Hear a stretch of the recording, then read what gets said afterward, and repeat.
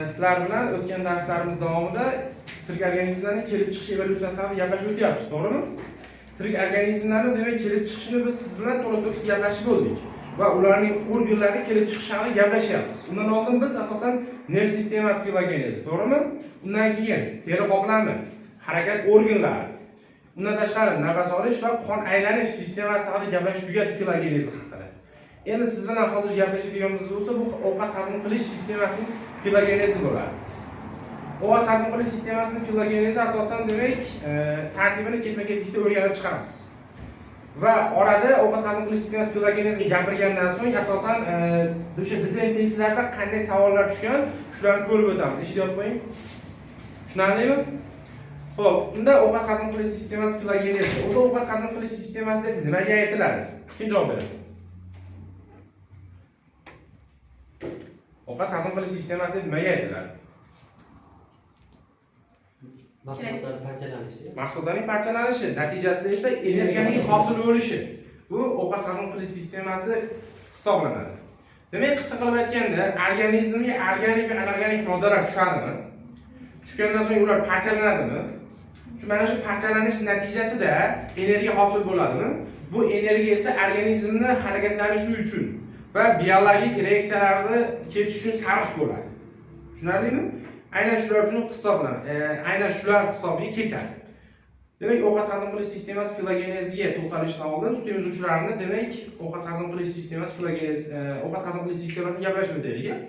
Demak, birinchisi og'iz, halqum, qizil o'ngash, oshqozon, ingichka ichak, yo'g'on ichak, to'g'ri ichak va chiqaruv teshigidan iborat hisoblanadi. Aynan mana shu jarayongacha organizmlarda qanday bosqichlarni bosib o'tgan shu ovqat hazm qilish sistemasi shularni ko'rib chiqamiz. Demak, siz bilan birinchi gaplashadiganimiz bu asosan sodda hayvonlar tipi bo'ladi.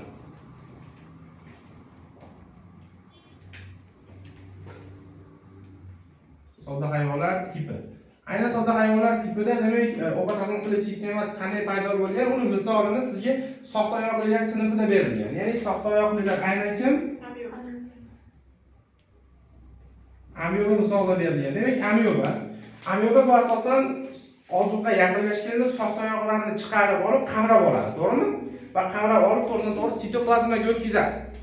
Sitoplazmada esa hazm shirasi ishlab chiqariladi. Aynan mana shu hazm shirasi oqsil, yog', uglevod, nuklein kislotalarni monosaxarid, disaxarid, aminokislota, yog' kislota, glitserin, nukleotidlarga parchalab beradi va buning natijasida energiya hosil bo'ladi. Keyin hosil bo'lgan moddalar demak energiya sifatida sarflandi. Hazm bo'lmagan ovqat qoldiqlari esa demak qisqaruvchi vakol orqali tashqariga chiqarib yuboriladi. Tushundingizmi? Demak, ovqat hazm qilish sistemasida amyoba qanday oziqlanadi degan bo'lsak, soxta oyoqlar chiqarib, oziqni qamrab oladi bo'ladi. Aynan bu hodisa qanday hodisa hisoblanardi?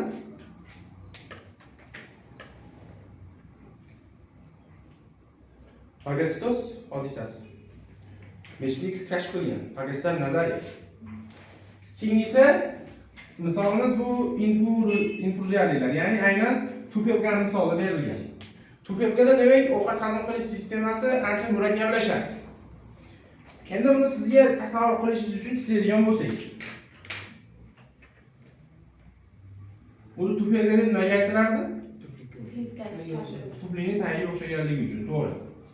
Ikkinchi nomi kipriklilar sinfi ham deyiladi, to'g'rimi? Kipriklilar sinfi ham deyiladi. Demak, buni tufelka deydigan bo'lsak, tufelkada ovqat hazm qilish sistemasi qanday joylashgan degan bo'lsak, demak, dastlab buni past qismida tarnovga o'xshash chuqurcha paydo bo'ladi, to'g'rimi? Tarnovga o'xshash chuqurcha esa nimalar bilan qoplangan degan bo'lsak, kiprikchalar bilan qoplangan bo'ladi. Va uning tubida esa og'iz teshigi joylashadi. Og'iz teshigi esa qisqa halqumga tutashadi. Qisqa halqumdan so'ng endi bu sitoplazmaga chiqib ketadi va asosan tufelkada ikkita qisqaruvchi vakuola bo'ladi. Ikkita qisqaruvchi vakuola bo'ladi. Demak, oziq kiprikchalar ta'siri natijasida og'izga haydaladi. Og'izdan keyin halqumda to'planadi. To'plangandan so'ng to'g'ri sitoplazmaga chiqariladi. Sitoplazmada aylanib, kerakli joylarga oziq moddalar hazm bo'ladi. hazm bo'lmagan qoldiq moddalar esa qisqaruvchi vakuolalarining qisqarishi natijasida maxsus chiqaruv teshigi orqali tashqariga chiqarib yuboriladi. Buning ovqat hazm qilish sistemasi hisoblanadi. Demak, nimalardan iborat bo'ldi? Og'iz, og'izdan keyin halqum, keyin qisqaruvchi vakuola ikkita va shuningdek maxsus chiqaruv teshigidan iborat bo'ldi. Demak, mana tufelkani ovqat hazm qilish sistemasi hisoblanadi. Endi asta-sekinlik bilan ular ovqat hazm qilish sistemasi takomillashib boradi. Va endi sodda hayvonlardan kimlar kelib chiqqan edi? Ko'magichiliklar kelib chiqqan, to'g'ri.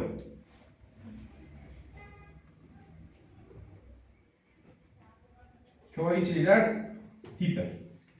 Endi ko'magichiliklar tipiga kelib, endi demak ovqat hazm qilish sistemasi yana murakkablashadi. Bilasiz, ko'magichiliklarda asosan ektoderma va endoderma bor xolos, to'g'rimi?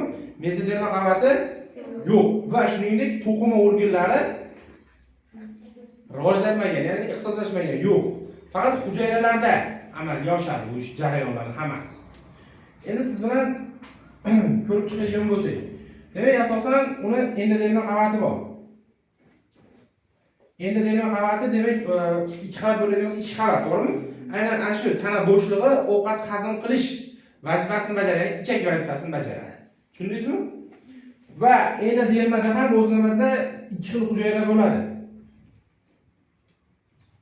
Ixchilli va shuningdek bezli hujayralar bo'ladi.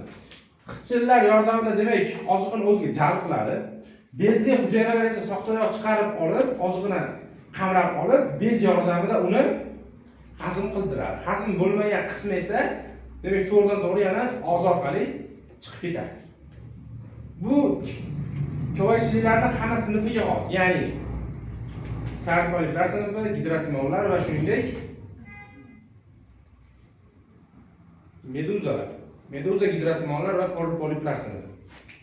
Demak, ko'magichiliklar tipida ovqat hazm qilish sistemasi shu bo'ldi, tugadi. Keyingisi kim? Yassi chuvachanglar tipi. Yassi chuvachanglar tipi. Yassi chuvachanglar tipi nechta sinfi bor edi? 3 ta sinfi bor edi. Qaysi sinflar?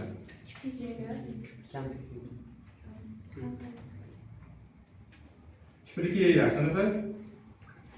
Keyingisi so'rovchiliklar. So'rovchiliklar va tasmasimollar sinfi.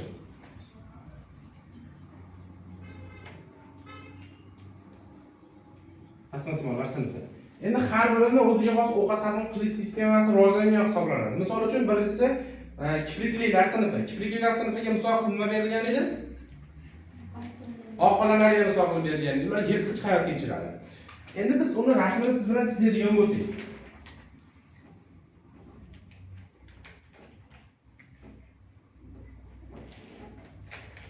Planar reaksiya varianti. Bilasiz, og'izi qayerda joylashgan bo'ladi? Qorin qismida joylashgan bo'ladi, to'g'rimi? Demak, ana shu yerdan bir-birini chizadigan bo'lsak. Demak, og'iz esa halqumga tutashadi. Halqumdan esa 3 shoxli ichak tarmoqlanadi. Uning ikkitasi orqaga qarab, bittasi esa oldinga qarab harakat qiladi. Va bir shox oldinga, ikki shox esa orqaga qaragan bo'ladi. Shuni 3 shoxli ichakni hosil qiladi. Va shuningdek, ularning uchlari berk bo'ladi. Tushundingizmi?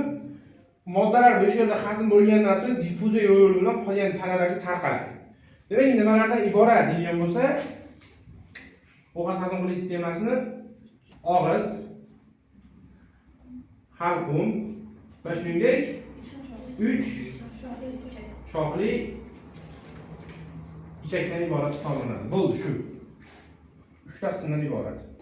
Va hazm bo'lmagan ovqat qoldiqlari esa og'iz orqali yana chiqib ketadi. Chunki maxsus chiqarish eshigi yo'q ularda. Keyingisi so'rovchiliklar. Jigar qurti misolida o'rganilgan, to'g'ri. Shakli qanaqa edi? Bargsimon shaklda edi.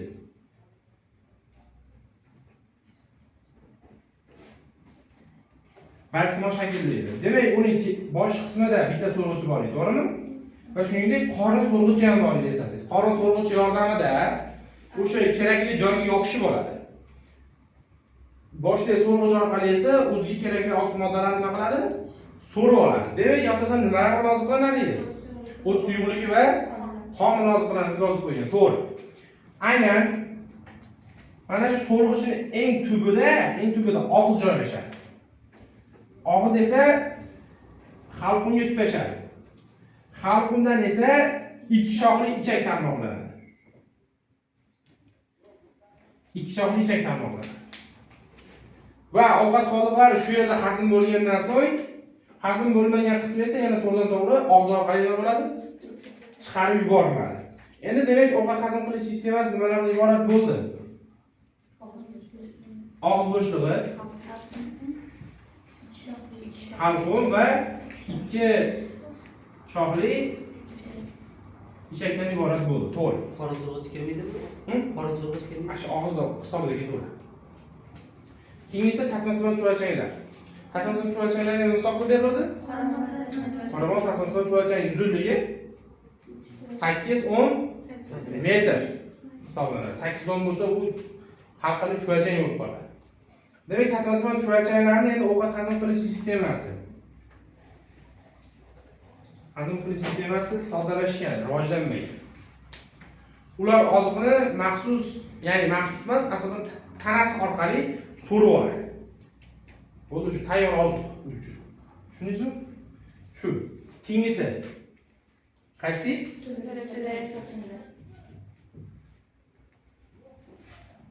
To'garak chuvalchanglar tipi. To'garak chuvalchanglar tipiga asosan 3 ta organizm berilgan edi 7 sinfda. Qaysi? Askariyda bolalar gijjasi, rishta uzunligi 32 sm dan 100 sm-gacha berilgan, to'g'rimi? Tropik va subtropik metallarda tarqalgan siklopik suvda yashaydi. Xo'p, demak, endi biz kimlarni misolda ko'radigan bo'lsak, askariydan misolda ko'rib ko'ramiz buni. Askariydan rasm chizmayman, shuni ketma-ketligini chizib qo'ysam o'zi tushunib olasiz. Demak, birinchi bo'lib ularda og'iz, og'izdan so'ng halqum, halqumdan so'ng qizil'o'ngach, qizil'o'ngachdan keyin o'rta ichak, o'rta ichakdan keyin orqa ichak, orqa ichakdan so'ng esa chiqaruv teshigi yoki anal teshigi ham qo'yiladi. Tushunarlimi? Ba'zi bir manbalarda esa chiqaruv teshigi yana bir nomi esa keyingi ichak ham deyiladi. Shuni nomlar bilan kelishi mumkin hisoblanadi. Tushunarlimi? Keyingisi halqali chuvalchanglar. Halqali chuvalchanglar tipi. Halqali chuvalchanglar tipiga kelib, endi sekinlik bilan o'sha yana takomillashib boradi, ya'ni ovqat hazm qilish sistemasi. Endi ulardan nimalar bo'ladi deydigan bo'lsak, demak, og'iz bo'shlig'i, halqum, qizil'o'ngach, qizil'o'ngachdan keyin qizil'o'ngachning oxiri kengayib jig'ildonni hosil qiladi.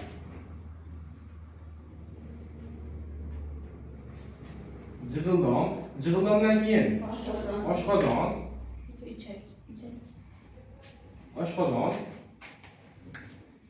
ichak va chiqaruv teshigi yoki anal teshigi ham deyiladi. Aynan shulardan iborat hisoblanadi. Endi testda ko'p keladigan joyi, qarang.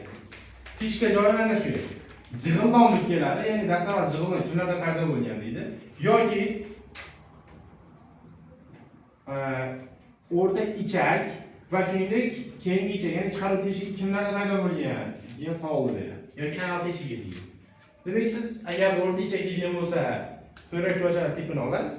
Agar halqali chuvalchanglar tipida, ya'ni jig'ildonni so'rasa, halqali chuvalchanglar tipini olasiz bo'ldi. Tushunarlimi? Xo'p, yaxshi. Keyingisi mollyuskalar tipi.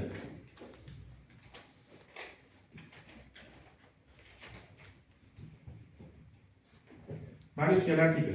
Endi mollyuskalar tipiga kelib, ovqat hazm qilish sistemasi yana ham takomillashib boradi.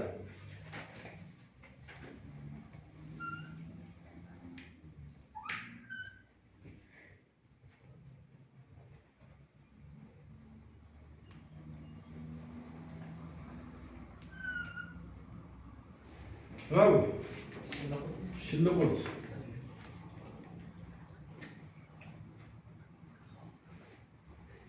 Demek bu shilliqurt deydigan bo'lsak, hop.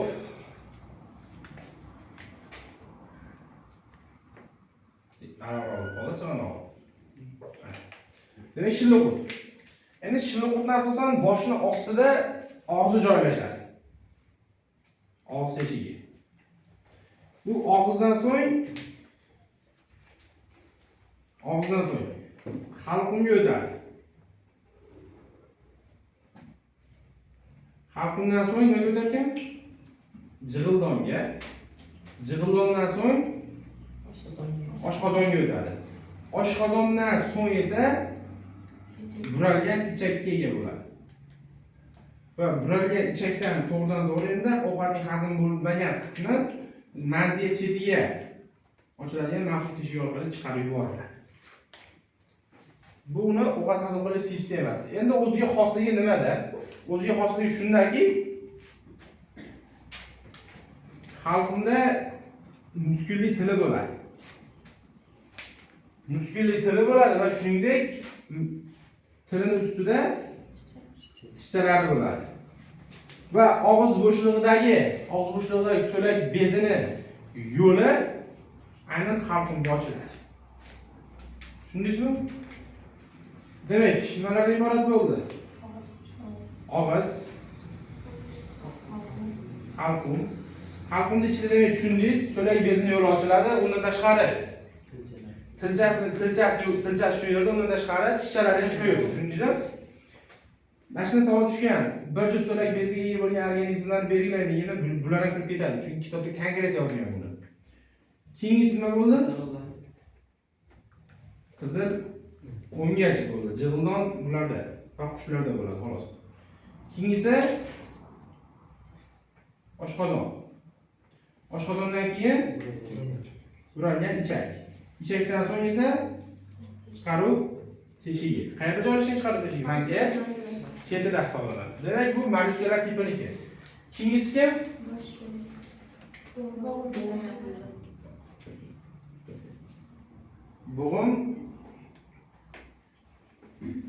bo'g'moyoqlilar tipi. Bo'g'moyoqlilar tipini nechta sinfi bor edi? 3 ta sinfi bor edi. Qaysi sinflar?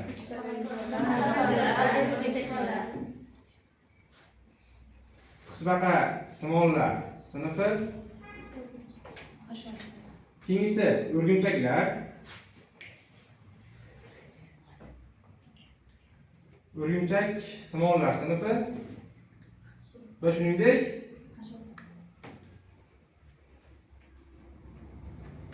hasharotlar sinfi hisoblanadi. To'g'rimi? Xo'p, endi bo'g'moyoqlilarniki bilan mollyuskalar tipini ovqat hazm qilish sistemasi birga-bir o'xshash. Faqat bo'g'moyoqlilarni jag'i boshqa o'rtasiga nisbatan baquvvat bo'ladi. Va har bir sinfning o'ziga xos bo'lgan xususiyatlari bor. Misol uchun qisqichbaqani olaylik. Qisqichbaqani asosan oshqozonini olaylik, birinchi bo'lib. Oshqozon ikki bo'lmali bo'ladi. Katta va kichik oshqozondan iborat hisoblanadi. Bezli, muskulli emas, bunga hali bor. Tushunarlimi? Bu bitta tarafi. Va shuningdek, qarang. Qolganlarda ovqat asosan ichaklarda hazm bo'lyaptimi? Endi qisqichbaqa simonlarda ichakda emas, balki jigar naylarda hazm bo'ladi. Tushundingizmi? Mana shu yerda testda tushgan. Jigar naylarida oziq hazm bo'ladigan organizmlarni belgilang degan savol tushgan. Agar siz qisqichbaqa simonlarni yodlab qo'ygan bo'lsangiz, siz uje topdingiz savolning javobini. Yodlamagan bo'lsangiz, xayr uchun bir ball. Keyingisi o'rgimchaklar. O'rgimchaklarga asosan qanday xususiyat bor? O'rgimchaklarda asosan demak so'lak bezini tarkibida zahar aralashgan bo'ladi. Tushundingizmi? Ya'ni bilasiz, hali o'rgimchak to'g'ri bo'ladigan bo'lsa, o'rgimchakka hasharot yopishadi. Keyin u yerga borib, qarasiz o'rgimchakligini o'raydi. Uni chaqib qo'ygan bo'ladi-da, o'rab qo'yishdan maqsad uni suyuqlikka aylanib ketadi. Terisini o'zi qoladi xolos hasharot. Chaqqanda zahar tarqaladi, organizmni o'ldiradi, uning ichida esa hazm suyuqligi ham bo'ladi. U ana shu organlarini, to'qimalarni eritib yuboradi. Suyuqlikka aylanadi, keyin suvni shim oladi, terini o'zi qoladi, shu bilan ketadi o'rgimchak. Keyingisi hasharotlar sinfi. Hasharotlar sinfi boshqa anaqalarga, tiplarga, sinflarga qaraganda jag'i anchagina baquvvat bo'ladi. Oldingi jag'lar yordamida o'sha o'ljasi emas, endi nima desa bo'ladi, ozig'ini uzib oladi. Pastki jag'i yordamida esa ozig'ini maydalash vazifasini bajaradi. Demak, bu bo'g'moqlar tipiga xos xususiyatlardan biri. Endi siz bilan demak umurtqasizlar tugadi. Endi umurtqalilar, ya'ni xo'rdaliklar tipiga o'tamiz. Xo'rdaliklar tipidan ham aynan bosh skeletsizlar, ya'ni lansetingni ovqat hazm qilish sistemasini ko'rib o'tamiz. Demak, bosh skeletsizlar kenja tipi. Aynan kim? Lanseting. Lanseting ko'rib o'tadigan bo'lsak. Endi lansetingni rasmini chizamiz yana.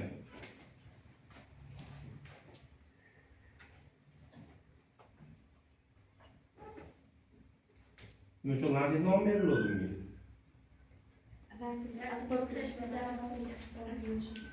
Jarrohlik asbobiga o'xshaganligi uchun lanset nom berilgan, to'g'ri. Demak, bu yerda paypastagichlari bor. Endi qarang. Bunda ovqat hazm qilish sistemasi qanday ketma-ketlikdan iborat. Demak, paypastagichlarining asosida og'iz joylashadi. Og'iz esa halqumga ochiladi. Halqumdan esa endi bularda oshqozon degan tushuncha yo'q, qizdonga degan tushuncha yo'q. To'g'ridan to'g'ri endi ichakka o'tib ketadi. Tushundingizmi?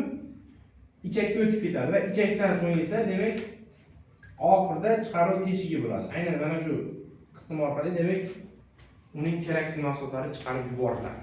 Va ichakning oldingi qismida esa jigar o'simtalari rivojlangan bo'ladi. Tushundingizmi? Demak, ovqat hazm qilish sistemasi nimalardan iborat bo'ldi? Og'iz, halqumdan keyin ichak va chiqaruv teshigi yoki anal teshigidan iborat hisoblanadi. Va shuningdek, bitta demak ichakning oldingi qismida nima joylashgan dedik? Jigar o'simtasi joylashgan dedik. Demak, bu lansetingni nimasi bo'ldi? Ovqat hazm qilish sistemasi bo'ldi. Endi siz bilan keyingi gaplashadiganimiz baliqlar. Endi bosh skeletsizlar tugadi. Endi bosh skeletsizlardan so'ng bosh skeletlarni demak sinflarini ko'rib o'tamiz endi.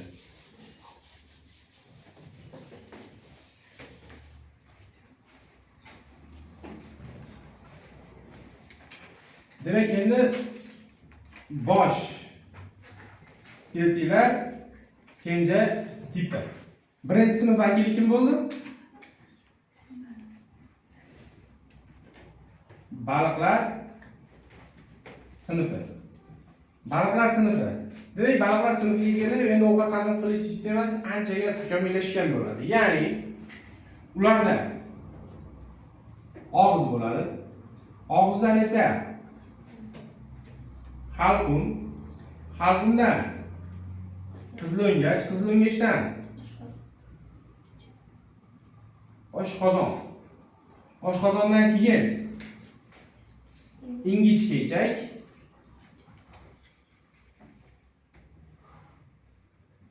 ingichka ichakdan so'ng yo'g'on ichak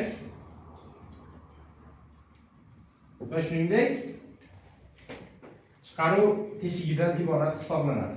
Endi o'ziga xos xususiyatlari nimalardan iborat? Og'izda ba'zi bir baliqlarda tishi bo'ladi. Ba'zi bir baliqlarda tish bo'lmaydi. Misol uchun zog'ora baliq. Zog'ora baliq tish bo'lmaydi, to'g'rimi? Keyingisi oshqozon masalasini ko'raylik. Ba'zi bir organizmlarda, ya'ni baliqlarda oshqozon bor. Ba'zi birlarda esa oshqozon umuman yo'q. Ba'zi birlarda rivojlanmagan yaxshi. Tushundingizmi? Va shuningdek bu sinfda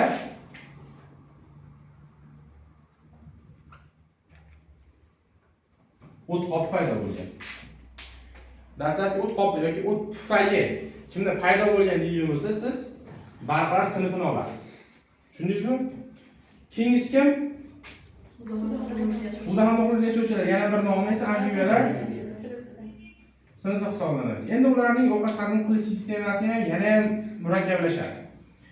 Demak, o'zi baliqlarnikiga o'xshash bo'ladi, lekin baribir ozroq murakkablik joyi bor. Demak, ularda og'iz, og'izdan so'ng halqum, halqumdan so'ng qizil'o'ngach, oshqozon, oshqozondan so'ng ingichka ichak, ingichka ichakdan esa yo'g'on ichak. Endi bu yerda chiqaruv teshigi bo'lmaydi. Endi bu yerda esa nima bo'ladi? Kloaka bo'ladi. Yozib qo'yibman shuni. Yo'g'on ichakning oxiri kelgan kloakani hosil qiladi. Demak, ovqat hazm qilish sistemasi shulardan iborat. Endi og'izda nimalar joylashadi? Og'izda asosan tili, bilasizlar, tilini ko'rgansiz, yoqish qo'l bo'ladi, hasharotlarni tutishga yordam beradi. Keyingisi tili va shuningdek tishi bo'ladi. Tishini bilasiz, tish asosan konusmon shaklda bo'ladi, ixtisoslashmagan. Ixtisoslashmagan degani nima? Vazifasi yo'q. Vazifasi bor, faqat bitta vazifani bajaradi xolos. U ham bo'lsa, oziqni ushlab turish. Agar tishlar har xil vazifalarni bajarsa, misol uchun maydalash, ushlab turish, uzib olish bo'lsa, ixtisoslashgan bo'ladi. Faqat bir dona vazifaga asoslangan bo'lsa, u ixtisoslashmagan tish bo'ladi. Va tishlarning shakli bir xil bo'ladi. Tushunarlimi? Va shuningdek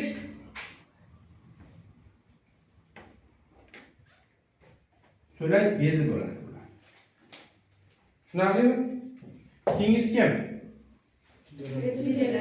Sudralib yuruvchilar, ya'ni reptiliyalar sinfi bo'ladi. Reptiliyalar sinfida endi ovqat hazm qilish sistemasida amfibiyalar bilan bir xil. Endi o'ziga xos xususiyatlarni aytib qo'ysak, qolgan bir xil tushaveradi. Tushundingizmi? O'ziga xos qanday xususiyatlari bor? Demak, birinchi o'rinda bularda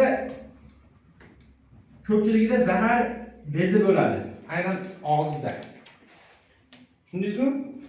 Undan keyingisi esa ingichka ichak va yo'g'on ichakning tutashgan joyida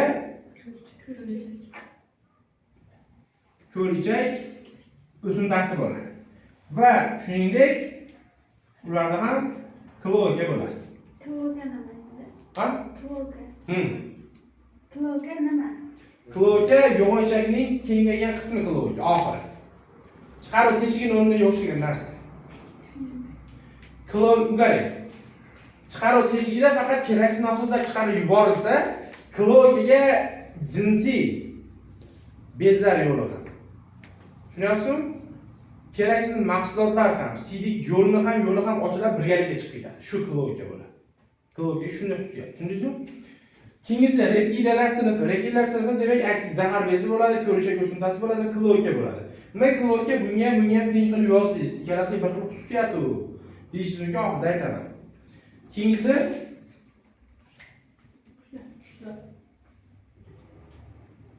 qushlar sinfi. Endi qushlar sinfiga bular bilan bir xil, prosta o'ziga xos bo'lgan xususiyatlarni aytib o'taman. Birinchisi, qushlarda tish bo'lmaydi. Ikkinchisi, ichaklari kaltalashgan bo'ladi. Yo'g'on ichak kalta bo'ladi. To'g'ri ichagi bo'lmaydi. Ovqat hazm qilishda, ya'ni hazm qilishda jig'ildon ham ishtirok etadi. Ayrim qushlarda esa o't pufagi bo'lmaydi. Aynan mana shu 6 ta xususiyat qushlarga xos. Tushundingizmi? Shuningdek, kloaka ham ularda nima bor dedim? Bo'ladi dedim. Kloaka qushlarda ham bor. Xo'p, endi nimaga kloaka qilib yozdik? Chunki testlarda tushadigan joyga keldik mana. Testlardan tekshirib, flokali organizmlarni belgilaylik degan bo'lsa, ba'zi bir odamlar o'ylanib oladi. To'g'ri, baliqlar ham pul ketarishi kerak flokaga deydi. Yo'q. Faqat amfibiya, reptiliya va qushlar sinfi kiradi xolos. Endi savolcha murakkablashadi. Flokaga ega bo'lgan sovuqqonli organizmlarni belgilang deydi. Siz amfibiya va reptiliyani olasiz. Qushlarni esa olmaysiz, issiqqonli bo'ladi. To'g'ri, shunisi farqi. Tushunarlimi? Yana bir savol. Terisi va o'pkasi orqali nafas oladigan, klokaga ega bo'lgan organizmlarni belgilang. Amfibiyalarni olasiz. Klokaga ega bo'lgan, klokasi bor, o'ng aorta rog'iga ega bo'lgan organizmni belgilang. Qushlarni olasiz. Tushunarli bo'ldimi? Demak, shu tariqa testlarda tushadi. Keyingisi sinf vakillari sut emizuvchilar sinfi bo'ladi. Sut emizuvchilar sinfini endi ovqat hazm qilish sistemasini qisqacha qilib aytib ko'ramiz. O'zi aytmasak ham bilsangiz ham kerak, lekin aytib ko'ramiz.